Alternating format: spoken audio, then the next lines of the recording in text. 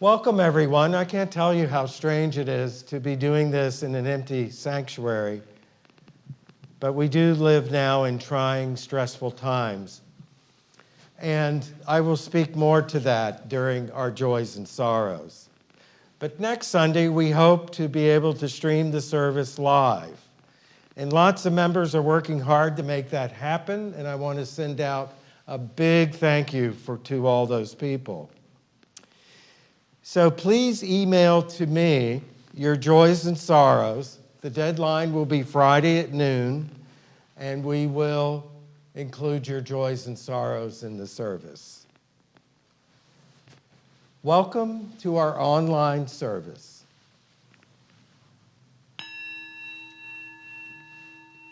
Good morning. I add my welcome to Rev Don's. It is a little strange to be here in the sanctuary looking at empty seats, but I hope many of you are watching at home.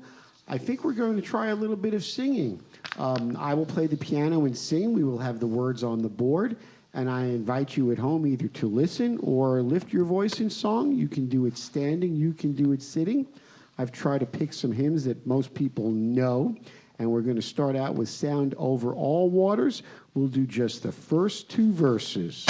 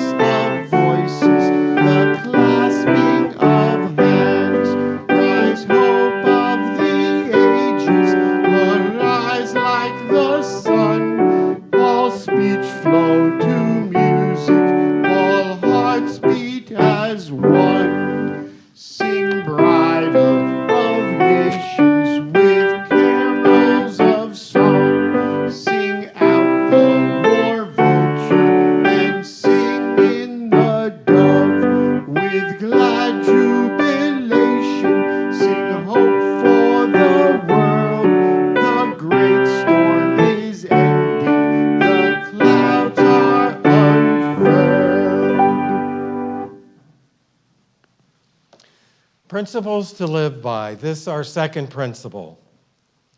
We, the member congregations of the Unitarian Universalist Association, covenant to affirm and promote justice, equity, and compassion in human relations.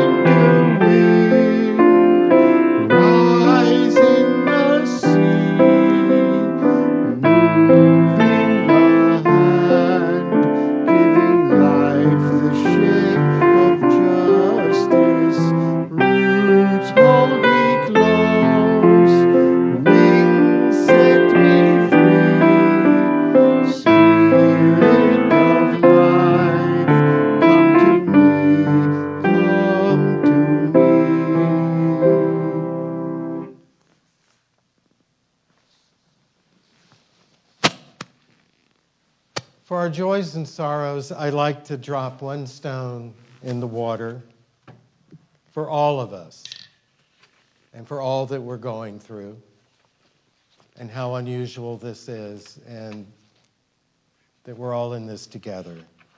If you don't mind, I'd like to sit down. I was thinking of what to say. Take care of yourselves and each other. I heard a scientist a few days ago on television say something like this: don't act like you're afraid of getting the virus. Act like you've already got it and you don't want to spread it. Be responsible. The hardest thing is the isolation of our social distancing. This is obvious, but check in with your friends, your loved ones, and your church family.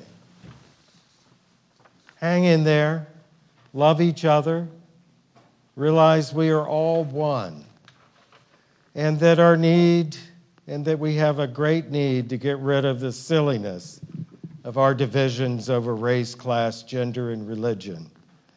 Maybe this will teach us that we truly are one, tied each to the other. And of course, don't forget to wash your hands often.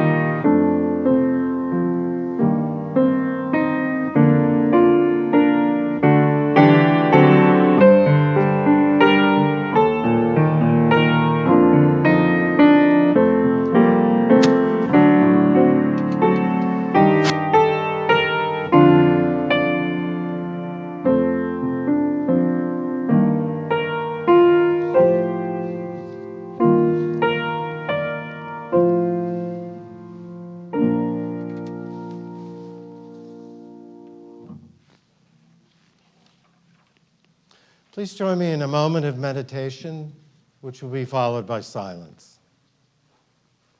Here in this holy place, let us give ourselves to the spirit of the moment and find a sacred oneness which binds all life together.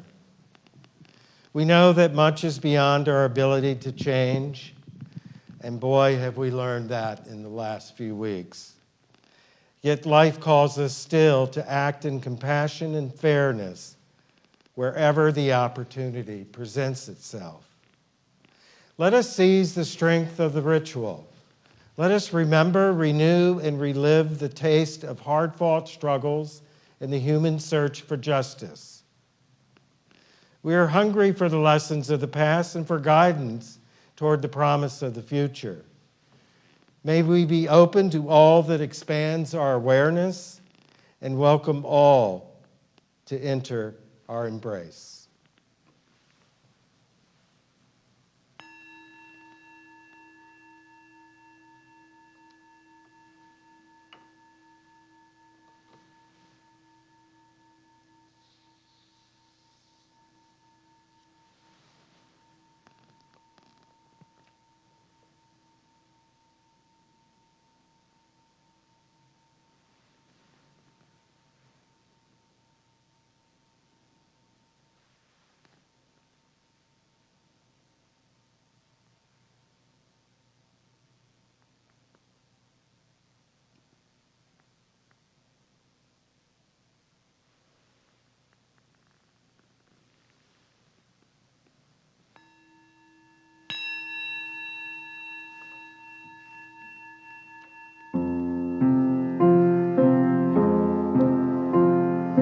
Gathered here in the mystery of the hour, gathered here in one small body, gathered here in the struggle and the power, Spirit, draw near.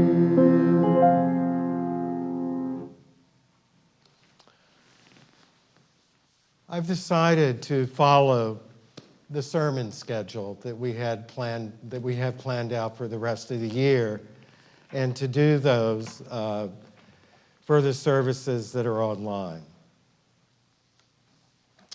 And this is one of my sermons about Unitarian Universalist heritage, and it's entitled, It Happened in 1848. Irish writer Frank O'Connor tells how, as a boy, some friends and he would hike to the countryside. When they came to an orchard wall that seemed too high to climb, they took off their hats and tossed them over the imposing wall.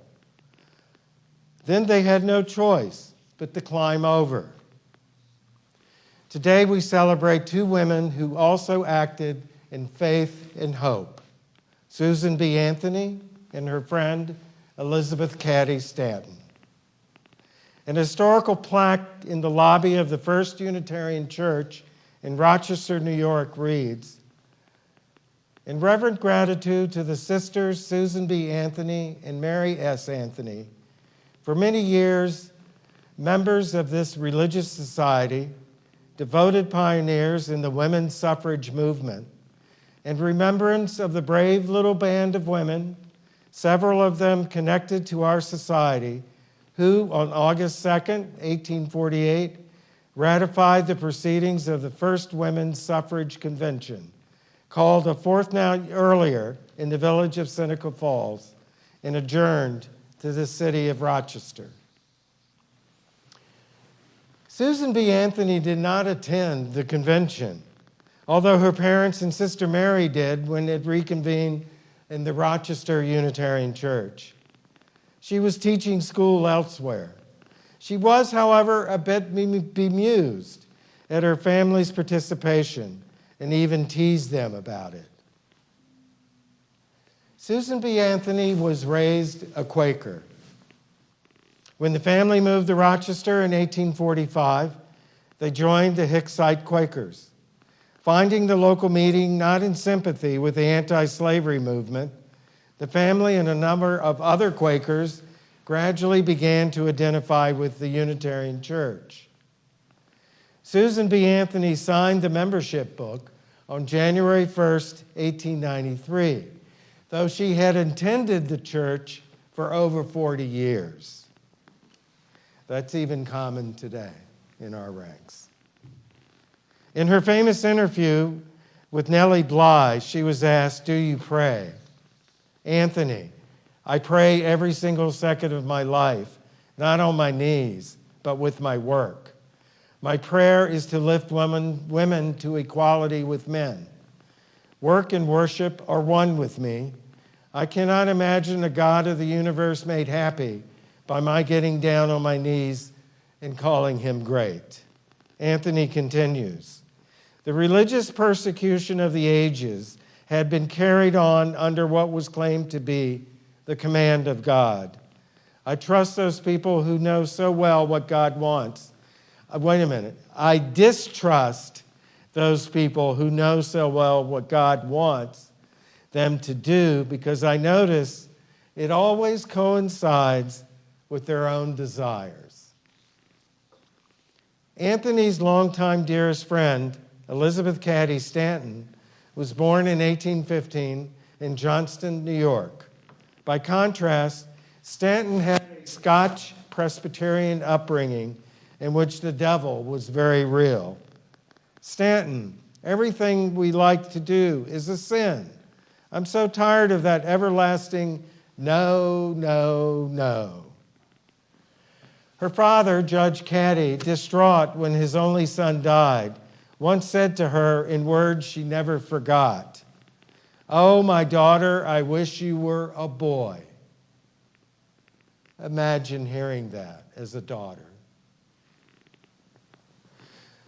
Though she was a brilliant student, she never won his unqualified approval. He was so angry that she would lecture to mixed audiences that he cut her out of his will. He eventually restored her inheritance. Stanton, the memory of my own suffering has prevented me from ever shadowing one young soul with the superstitions of the Christian religion. My religious superstitions gave place to rational ideas based on scientific facts, and as a result, I grew more and more happy. When she married Henry Stanton, a lawyer and staunch abolitionist, her family was appalled, even shocked, when they removed the word obey from their wedding ceremony. On their honeymoon, they attended the World Anti-Slavery Convention in London. That's where they went for their honeymoon. There she met Lucretia Mott, a Quaker and social reformer. Mott and other American women had been banished from the convention. Why? Largely on biblical grounds, that women were to be subservient to their husbands. Stanton, we resolved to hold a convention as soon as we returned home and form a society to advocate the rights of women. On July 13, 1848, over tea at the home of Jane Hunt in Waterloo, New York, Elizabeth Cady Stanton, Lucretia Mott, and her sister Martha Wright, and Mary Ann Matoclick called a meeting for protest and discussion for July 19th and 20 at the Wesleyan Chapel in Seneca Falls. They had no idea how such a meeting would turn out. It became the gavel heard round the world. The year 1848 was a year of revolution all over Europe. It was the year of the Communist Manifesto. In the United States, it was the age of reform, as anti-slavery, temperance, and utopian movements flourished. However, to give context, a very bloody civil war was only 13 years down the road. One woman participant recorded her journey to the convention. At first, we traveled quite alone, but before we had gone many miles, we came on other wagon loads of women bound in the same direction. As we reached the different crossroads, we saw wagons coming from every part of the country. And long before we reached Seneca Falls, we were a procession. In fact, there were 300 in attendance, which included 40 men. One man was Frederick Douglass, a recently freed slave from Maryland, who had moved to Rochester to publish his Northern Star newspaper. Elizabeth Cady Stanton had not intended male participation, but they seemed so interested, they were admitted. Lucretia Mott spoke first. Elizabeth Cady Stanton spoke next. She included in her remarks familiar words that had an important admission. We hold these truths to be self-evident, that all men and women are created equal. The next day, every resolution was unanimously passed except the call for women's suffrage. Elizabeth Cady Stanton's husband opposed it. He said he would leave town if they kept it. They did, and he did. Elizabeth Cady Stanton made an impassioned speech supported by Frederick Douglass. After acrimonious debate, it narrowly passed. Only one of the original signers was alive in 1920 when the 19th Amendment finally passed. The convention then adjourned to Rochester.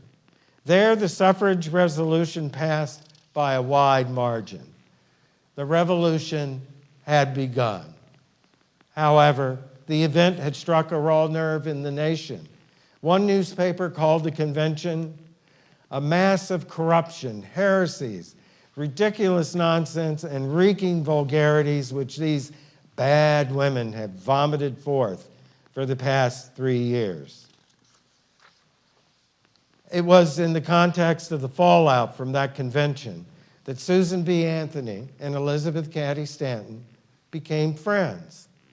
They were introduced on the streets of Seneca Falls by Amelia Bloomer. They shared their feelings about their struggle in conversation and correspondence over the next 50-plus years. Elizabeth Cady Stanton wrote in one letter to Susan B. Anthony, "I passed through a terrible scourging when last at my father's.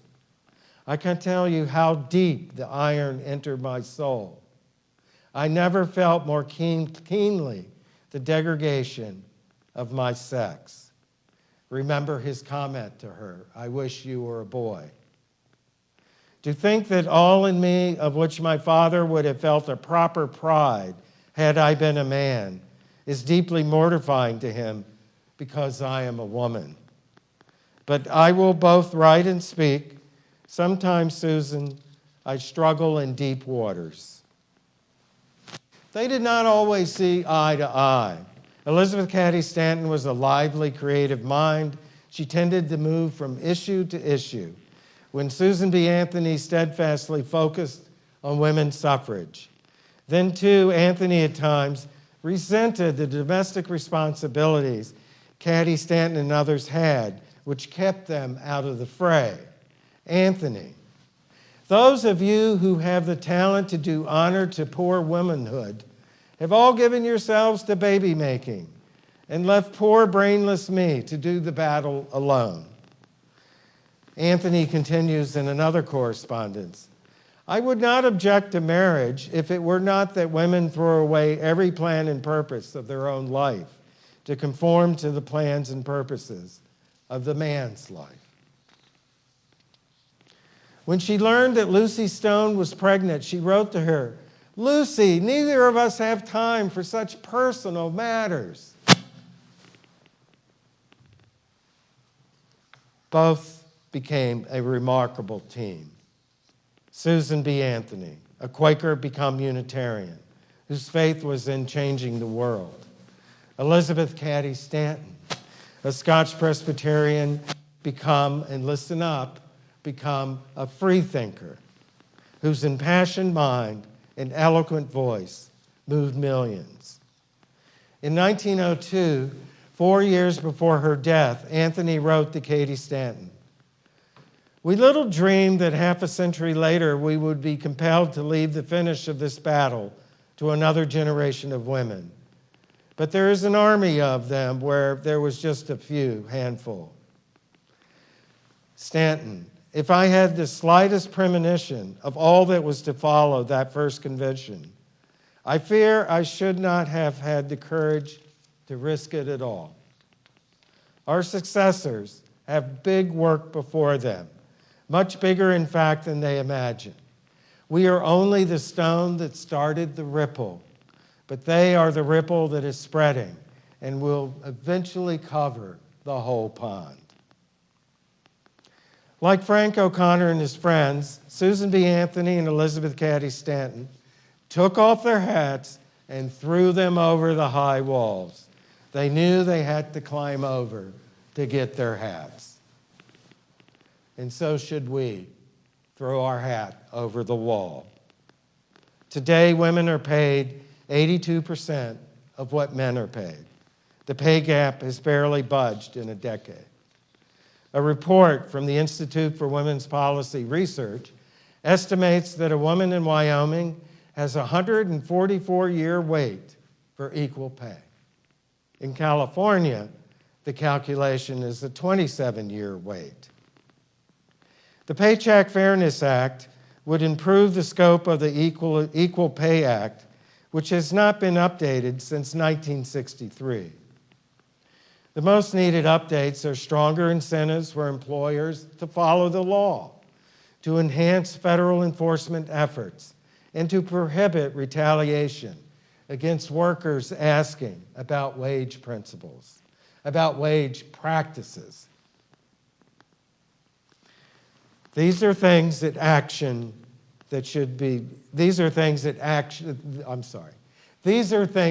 Congress should take action on. Yet equal pay is but one issue women face today. Others include violence against women. If you've ever worked in a shelter, you see it firsthand. Reproductive rights and sex trafficking. This, of course, is only a short list, but a telling one nonetheless. The hour is now. It is our turn to take off our hats and throw them over the high walls. Too much is at stake. Too much is in bud to do nothing. Blessed be, and amen.